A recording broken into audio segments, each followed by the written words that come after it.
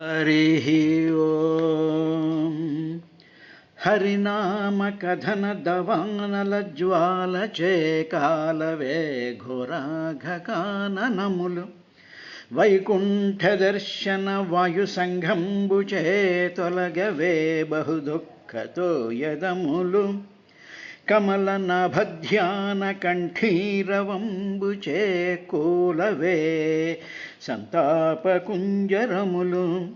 నారాయణ స్మరణ ప్రభాకర దీప్తి తీరవే షడ్వర్గతిమిరతతులు నళిన నయన భక్తి నవచేగాక సంసార జలధి దాటి తనగరాదు వేయునేల మాకు విష్ణు ప్రభావంబు తెలుపవయ్యసూత ధీసమేత బ్రహ్మహత్యానేక పాపాటవులకు అగ్నికీలలు హరినామ కీర్తనములు గురుతల్ప కల్మష క్రూర సర్పములకు కేకులు హరినామ కీర్తనములు తపనీయ చౌర్య సంతమ సంబునకు సూర్యకిరణముల్ హరినామ కీర్తనములు మధుపాన కిల్బిష మదనాగ సమితికి కేసరుల్ హరినామ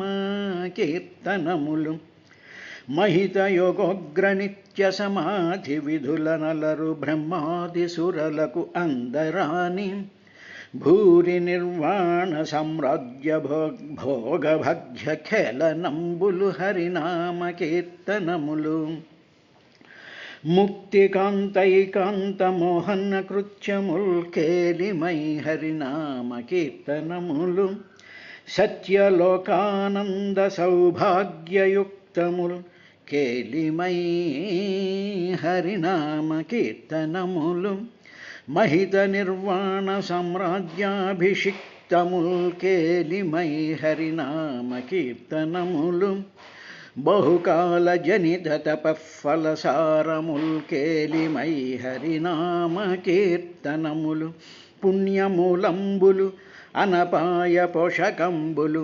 అభిమతార్థంబులు అజ్ఞానహరణకరములు ఆగమాంతోపలబ్ధంబులు అమృత సేవలు ఆర్తశుభములు హరినామ కీర్తనములు శృత్యంత విశ్రాంతమచ్చనుక్రమణీయ భగవత్ ప్రసంగతుల్ భాగవతులు సనకాదిముని యోగి జన సదానందైక పరమ భాగ్యోదయుల్ భాగవతులు కృష్ణ పద ధ్యాన కేవలామృతపాన పరిణామయుతులు శ్రీ భాగవతులు కృష్ణ పద ధ్యాన కేవలామృతపాన పరిణామయుతులు శ్రీ భాగవతులు బహుపాతకానీక పరిభవ ప్రక్రియా పురుషోగ్రమూర్తులు భాగవతులు భావతత్వార్థవేదులు భాగవతులు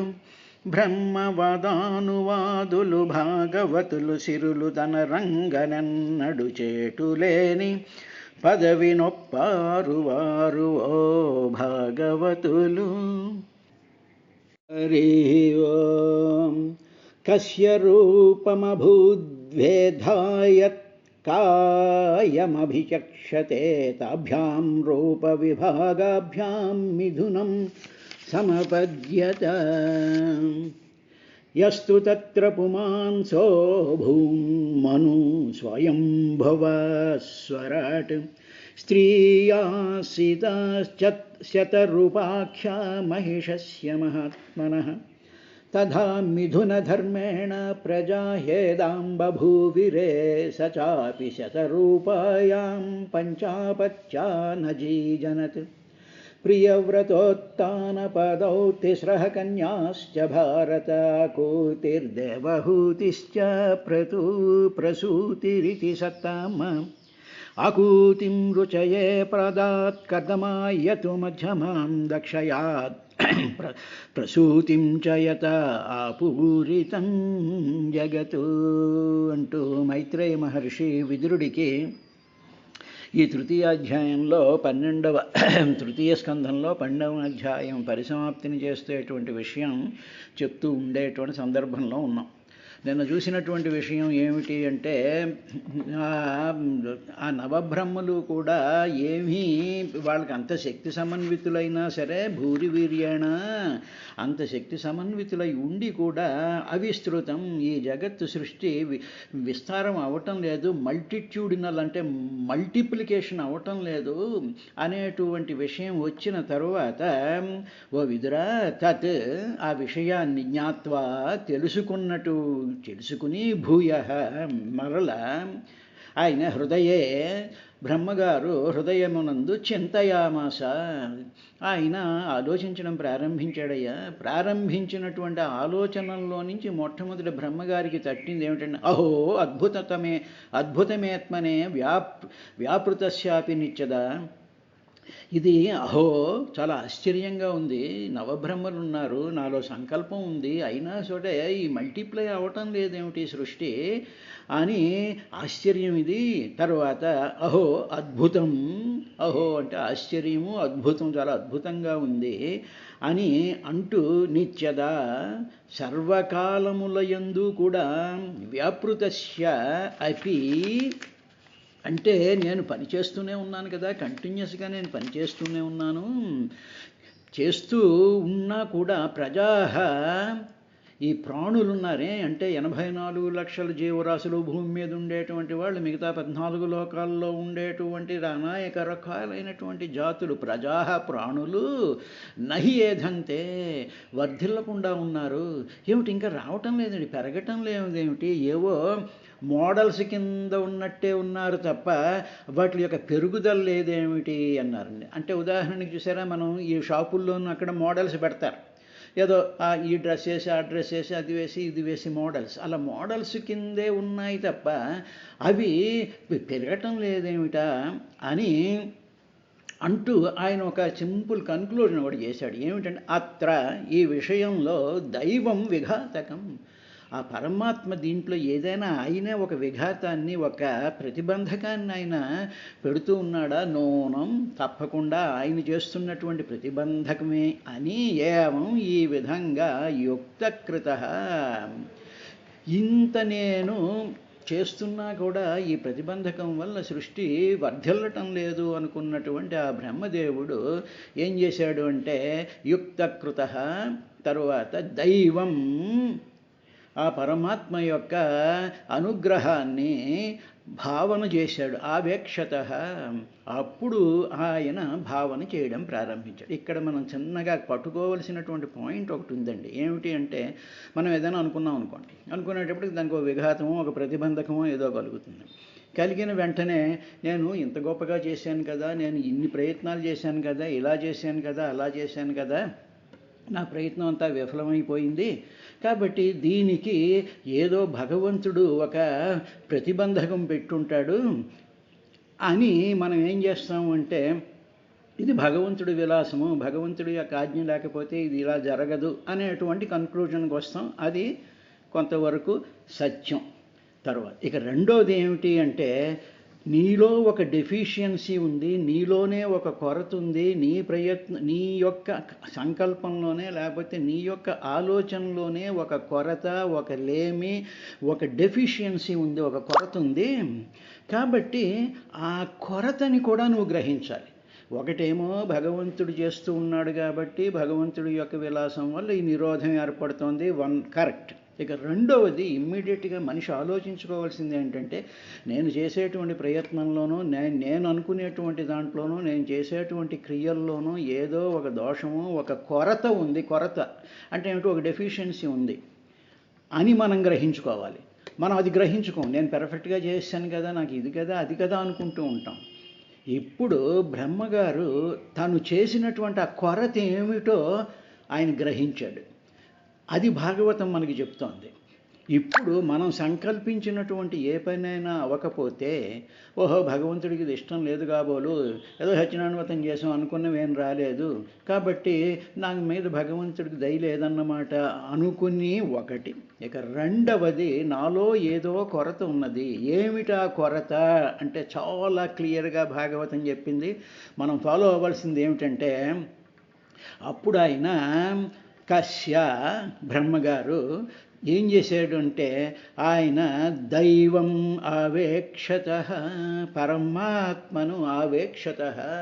అప్పుడు ఆయన ధ్యానం చేసి ప్రారంభించాడు. అంటే స్వామి నాలో ఏదో కొరత ఉంది, నేను నవబ్రహ్మలు వచ్చారు, ఈ మోడల్స్ అన్నీ కూడా నా మనసులో ఉన్నాయి, కానీ అది మల్టిప్లై అవ్వటం లేదు అనేటువంటి కొరత నాలో ఉంది. ఆ నాలో ఉండేటువంటి ఆ కొరతనే నేను నువ్వు పెట్టినటువంటి ప్రతిబంధకం అనుకుంటున్నాను. కాబట్టి ఆ కొరత ఏమిటో నేను మొట్టమొదట గ్రహించాలి. ఒకవేళ నేను గ్రహించలేకపోయాను అనుకో, అప్పుడు నేను చెయ్యవలసినటువంటి పని ఏమిటంటే దైవం ఆవేక్షత. అప్పుడు కళ్ళు మూసుకుని భగవంతుణ్ణి మన శరీరంలో ఆవేక్షత, మన భావనలోకి భగవంతుణ్ణి తీసుకురావాలి. అలాగ భగవంతుణ్ణి పరిపూర్ణంగా ఎప్పుడైతే మన మనసులోకి తీసుకొచ్చి దాని మీద శ్రద్ధగా భక్తితో ఆ పాదాల మీద మన మనసు పెట్టి నారాయణ అనో, వాసుదేవ అనో, గోవింద, మాధవో, కృష్ణ అనేటువంటి ఆ భావన చేసినప్పుడు అప్పుడు ఏం జరిగింది అనేటువంటిది భాగవతం చెప్తోంది. ఇది అందరికీ కూడా జరుగుతుంది. అప్పుడు ఏం జరిగింది తదా, అప్పుడు ద్వేధా అభూత్ అభూత్, అప్పుడు తన శరీరం 2 ముక్కలైంది, 2 భాగాల కింద విడిపోయిందట. కహ అంటే బ్రహ్మదేవుడు కాబట్టి బ్రహ్మదేవుడి యొక్క శరీరం 2 భాగాల కింద విడిపోయాయి కాబట్టి కాయం అని అభిచక్షతే. అప్పుడు ఈ శరీరాల్ని కాయములు అనడానికి కారణం ఏమిటంటే ఈ శరీరాలు కాయం విడిపోయేవి. అప్పుడు తాభ్యాం, ఆ విధంగా విడిపోయినటువంటి తాభ్యాం, ఆ విధంగా రూప విభాగాభ్యాం 2 రూపాల కింద బయట విడిపోయింది ఆ శరీరం. విడిపోయేటప్పటికీ అది మిథునం, ఒక స్త్రీ ఒక పురుషుడి జంట కింద సమధ్యత అది ప్రకటితం అయింది. ఇప్పుడు ఇక్కడికి వచ్చేటప్పటికి సైంటిఫిక్ ఆస్పెక్ట్ ఏమిటి అంటే సృష్టి మొదటిలో ఏకకణజీవి, ఉదాహరణకి ఇది ఊరికే ఇది అర్థం చేసుకుంటే మిగతాది అర్థమవుతుంది. ఏకకణజీవి అని ఎమీబా అంటారు. ఆ ఎమీబా అనేటువంటి ఏకకణజీవి మొట్టమొదటి సముద్రం నీళ్ళల్లో ఉంది. అలా నీళ్ళల్లో ఉండేటువంటి ఆ ఏకకణజీవి సూర్యుడి యొక్క వెలుగు వల్ల లేకపోతే అల్ట్రావైలెట్ లైట్ రేడియేషన్ వల్ల దాంట్లో ఉండేటువంటి ఆ ఏకకణజీవి 2 కణాల కింద చీలిపోయింది. అంటే ఏమిటన్నమాట, సూర్యుడి యొక్క ప్రజ్ఞ వల్ల, సూర్యుడిలో ఉండేటువంటి ఆదిత్య స్వరూపమైనటువంటి పరమాత్మ యొక్క స్వరూపం వల్ల జీవకణాలలో విడిపోవడం, సెల్ డివిజన్ అనేటువంటిది వచ్చి అక్కడి నుంచి మల్టీ సెల్యులార్ ఆర్గానిజమ్స్ డెవలప్ అయ్యేటువంటి సెల్ బయాలజీ అదో బ్రహ్మాండమైనటువంటి ప్రజెంట్ డే సబ్జెక్ట్. అదంతా ఇప్పుడు మనకు అనవసరం. అంటే ఏమిటన్నమాట, ఎప్పుడైతే నువ్వు భగవంతుడిని అవేక్షత నువ్వు ధ్యానం చేస్తావో అప్పుడు నీలో ఉండేటువంటి డెఫిషియన్సీ ఏదైతే ఉందో దానిని తీసేసి దాన్ని పరిపుష్టం చెయ్యగలిగినటువంటి శక్తి భగవంతుడికి ఉంది. కాబట్టి భగవంతుని ప్రార్థించాలి, భగవంతుడి ధ్యానం చేయాలి, భగవంతుడిని మనసులో పెట్టుకోవాలి అనుకోవాలి తప్ప ఆ భగవంతుడి దగ్గర అటు ఇటు తిరిగేసింటూ వాళ్ళని మనసులో పెట్టుకోవడం అనేటువంటిది మంచి పని కాదు. వాళ్ళు మనలో ఉండేటువంటి లోపాలను ఏమీ చేయరు, మనలో ఇంకా లోపాలని పెంచేటువంటి వాళ్ళే ఉంటారు తప్ప మన లోపాలని తీసేయాలి అంటే అక్కడ ఉండేటువంటి భగవంతుడిని చూడాలి తప్ప అక్కడ తిరిగేటువంటి మనుషుల్ని కాదు. అలాగ 2 శరీరాల కింద విడిపోయిందయ్యా అన్నాడు. అన్న తర్వాత యస్తు తత్ర పుమాంసో అభూన్ మను స్వయంభువస్వరాట్ స్త్రీయాసీచతరూపాఖ్యా మహిషస్య మహాత్మనః. అలాగా ఓ విదురా, ఇలా 2గా విడిపోయినటువంటి ఆ బ్రహ్మగారి యొక్క శరీరంలో ఆ పురుష దేహం కలిగినటువంటి పేరు స్వయంభువ మనువు, స్వయంగా భువ పుట్టినటువంటి మనువు అంటే మనసు కలిగినటువంటి, అంటే మనుగడ. మను అనేటువంటి దానికి ఏమిటంటే మనుగడ అంటే జీవించడం అనేటువంటి లక్షణాన్ని మను అంటారు. అంటే ఏమిటి, పుట్టి అవి కొంతకాలం జీవించడం అనేటువంటి ఆ ప్రాసెస్ని మను అంటారు. అది స్వయంభువు, అది స్వయంగా పుట్టేటువంటిది.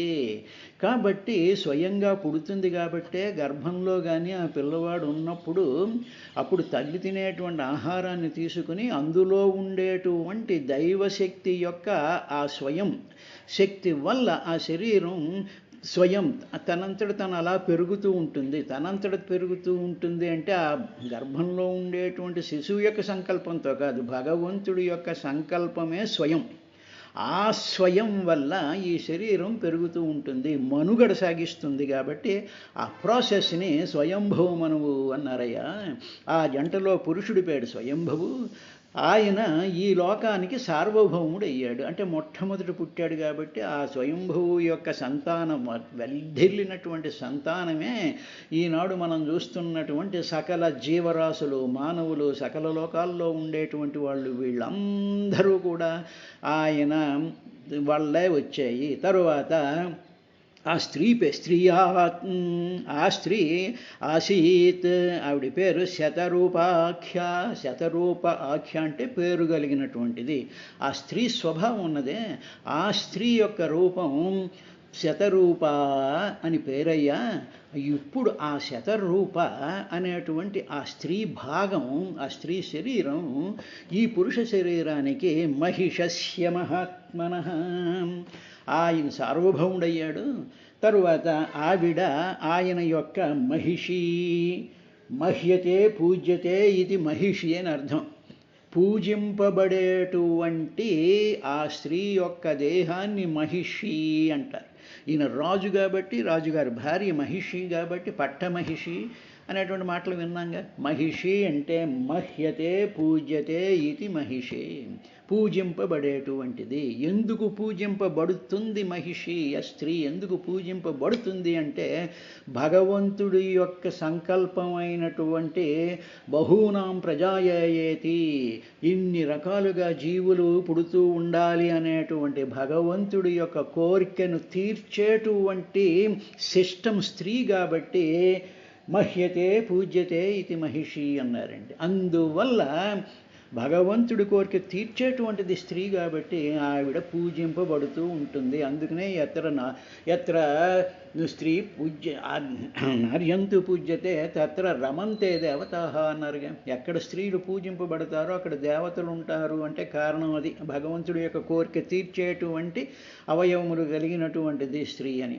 అంటే ఇప్పుడు ఏం జరిగిందన్నమాట, బ్రహ్మగారు అనేటువంటి ఆ పరబ్రహ్మ స్వరూపం యొక్క స్థితిలో నుంచి స్త్రీ పురుష విభాగాలు వచ్చాయి.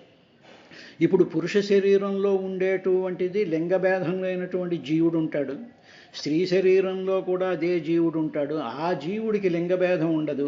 కానీ ఈ శరీర నిర్మాణం దగ్గరికి వచ్చేటప్పటికి గర్భాశయము, తర్వాత ఆ యగ్రిలీజీ ఇవేవో ఉంటాయి, అలాంటి శరీర భాగాలు కొన్ని ఎక్స్ట్రాగా ఉండేటువంటి ఆ శరీరాన్ని స్త్రీ అని, దానికి బీజం వేసేటువంటి శరీరం పురుషుడు అని చెప్పి శరీరాలలో యొక్క చిన్న 2-3 భేదాల వల్ల ఈ సృష్టి అంతా వర్ధిల్లడం ప్రారంభించింది అనేటువంటి ఆ విషయాన్ని ఆ భగవంతుడి యొక్క ధ్యానం వల్ల బ్రహ్మగారికి అది కలిగి ఆ విధంగా రెండిటి కింద ఆ శరీరాలు వచ్చాయా అని చెప్పారు. అందువల్ల ఇది స్త్రీ పురుషులే అనేటువంటిదే కాకుండా మీరు జంతువులు తీసుకోండి, ఇదో ఆడకుక్క, మగకుక్క, ఎద్దు, ఆవు, అలాగే ఆడమేక, మగమేక, జింక, లేడి, ఆడసింహం, ఈ సింహం, ఆడపులి,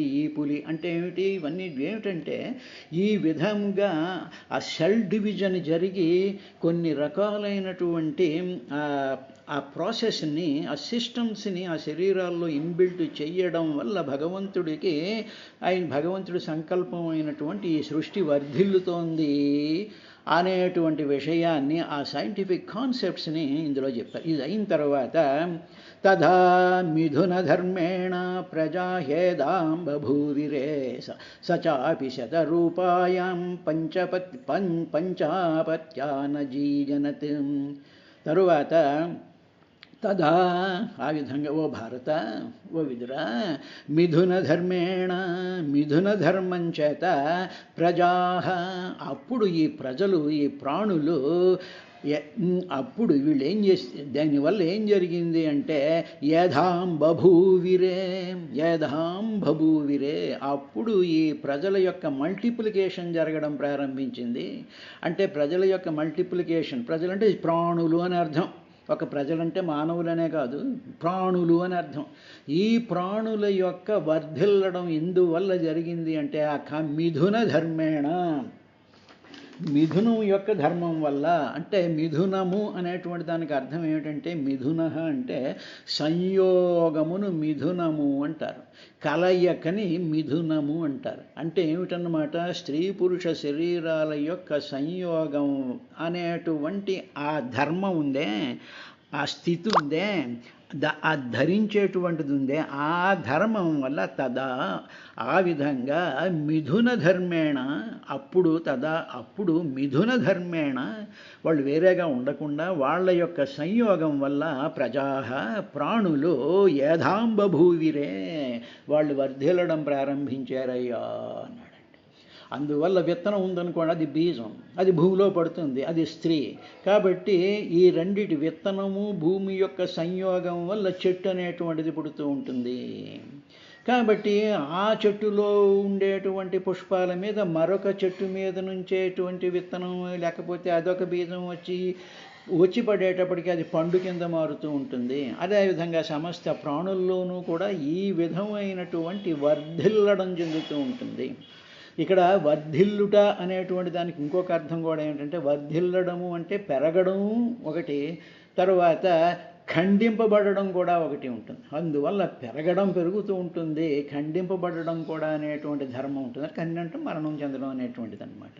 అందువల్ల వర్ధంతి అంటాం చూసారా, అంటే ఏమిటి, పెరగడములోనే తరగడం కూడా ఉంటుంది. కాబట్టి యథాం బభూవిరే, అప్పుడు ఏం జరిగింది అంటే, ప్రియవ్రతుడు వీళ్ళకి శతరూపయందు ప్రియవ్రతుడు ఉత్తానపాదుడు అనేటువంటి ఇద్దరు కొడుకులు పుట్టారయ్యా. సచాపి శతరూపాయాం పంచ అపత్యానజీ అనజనతే, అపత్యం అంటే సంతానం అన్నమాట. వాళ్ళు ప్రియవ్రత ఉత్తానపాదౌ తిస్రః కన్యాశ్చ, ప్రియవ్రతుడు ఉత్తానుపాదుడు అనేటువంటి ఇద్దరు మగపిల్లలు, తరువాత తిస్రః ముగ్గురు, కన్యాశ్చ కన్యలు, భారత ఓ విదురా, వాళ్ళు ముగ్గురు పుట్టారు ఆ పిల్లలు, ఆడపిల్లలు. వాళ్ళు ఆకూతి దేవహూతి చ ప్రసూతి ఇతి అనేటువంటి ముగ్గురు పుట్టారు ఆడపిల్లలు. ఆకూతి, దేవహూతి, ప్రసూతి అనేటువంటి ముగ్గురు ఆడపిల్లలు పుట్టారయ్యా. అజీజనతు అంటే కన్నది, శతరూప కన్నది. ఇప్పుడు శతరూప అనేటువంటి ఆ పదాన్ని జాగ్రత్తగా చూసింటే, శత అంటే 100 అని అర్థం, రూప అంటే రూపములు. అంటే ఏమిటి, శత అంటే ఇక్కడ 100 అనే అంకి కాకుండా అనేక రకాలైనటువంటి రూపాలతో మానవుడి యొక్క పురుష స్త్రీ మిథున ధర్మం వల్ల శతరూప, అనేకమైనటువంటి రూపాల యొక్క సృష్టి వర్ధిల్లడం ప్రారంభించింది. యథాం బభూవిరే, అది వర్ధిల్లడం ప్రారంభించింది. అలాగ పుట్టినటువంటి ప్రియవ్రతుడు ఉత్తానపాదుడు అనేటువంటి ఇద్దరు మగపిల్లలు, తిస్రః కన్యాస, ఆకూతి, దేవహూతి, ప్రసూతి అనేటువంటి ముగ్గురు ఆడపిల్లలతోనూ కూడా మనకి సృష్టికి ఆది అయినటువంటి వాళ్ళు వీళ్ళయ్యా. ఇలాగా 5గురు పుట్టారు. పుట్టిన తరువాత ఏం జరిగింది అనేటువంటి విషయాన్ని ఆయన చెప్తూ, ఆకూతిం రుచయే ప్రదాత్ కర్దమాయతు మధ్యమాం దక్షాయాత్ ప్రసూతిం చ యత ఆపూరితం జగతు. అప్పుడు ఆయన స్వయంభూ మనువు శతరూప కలిసి ఆకూతి అనేటువంటి మొదటమ్మాయిని రుచి అనేటువంటి ప్రజాపతికి ఇచ్చారు. దేవహూతి అనేటువంటి మధ్య పుట్టినటువంటి అమ్మాయినేమో కర్దమ ప్రజాపతికి ఇచ్చారు. తరువాత ప్రసూతి అనేటువంటి అమ్మాయిని దక్ష ప్రజాపతికి ఇచ్చి వివాహం చేశారయ్యా. ఇలాగా ఆకూతి, రుచి, తర్వాత దేవహూతి, కర్దముడు, తర్వాత ప్రసూతి, దక్ష, ఈ దంపతుల వల్ల వాళ్ళ సంతానం ఈ జగత్తంతా కూడా నిండిపోయి ఉన్నది. ఇదన్నమాట జరిగింది. అంటే ఏమిటి? మల్టిప్లికేషన్ ఆఫ్ జీవాస్, ప్రాణులు ఇవన్నీ కూడా కలగడానికి మొట్టమొదటి ఆది అయినటువంటిది ఇది. అంటే ఏమిటి? First single cell divided it self into two cells కింద విడి, ఆ 2 సెల్స్ ఏమిటంటే స్త్రీ పురుష దేశాలు. అలాగ ఉండేటువంటి ఆర్గానిజమ్స్ ఫుల్ డెవలప్మెంట్ అవ్వడానికి 5 రూపాలైనటువంటి స్వరూపాలు వచ్చాయి. అక్కడి నుంచి వాళ్ళు మిగతా పురుష శరీరాలతో మిథున ధర్మాన్ని పాటించడం వల్ల ఈ ప్రపంచం అంతా కూడా, ఈ జగత్తంతా కూడా ఈ ప్రాణులతో, ఈ జీవులతో నిండిపోయి ఉన్నది. ఆకూతిం రుచయే ప్రాదాత్, ఆకూతిని ప్రాదాత్ ఇచ్చట్, ఆదాత్ బాగుగా ఆదాత్ ఇచ్చాడు. ఎవరికి? రుచయే, రుచి అనేటువంటి ప్రజాపతి అంటే ఎవరు? ప్రజలను సృష్టించేటువంటి వాడు. తర్వాత కర్దమాయతు మధ్యమాం, కర్దమ ప్రజాపతికి మధ్య కూతురైనటువంటి ఆ దేవహూతినిచ్చాడయ్యా. దక్షాయాత్ ప్రదాతి ప్రసూతిం, ఆయన ఆదాత్ ఇచ్చాడు, ప్రసూతిని దక్ష ప్రజాపతికి ఇచ్చాడు. ఈ దక్ష ప్రజాపతి సంతానమే ఇప్పుడు మనం చూస్తున్నటువంటి అహంకారపూరితమైనటువంటి, అహంకారం కలిగినటువంటి మనలాంటి మానవులందరూ కూడా దక్ష ప్రజాపతి యొక్క సంతానం. ఆ సంతానం మీద ఇది చేసేటువంటి, వీటిని కంట్రోల్ చేసేటువంటి ఆ 27 నక్షత్రాలు, అందులో చంద్రుడు, దీనికి సంబంధించినటువంటిదంతా కూడా దక్ష ప్రజాపతి సంతానం మీద ఉంటుంది అనేటువంటి విషయం చెప్పాను. రేపటి కార్యక్రమంలో మరో విశేషంతో వస్తాను.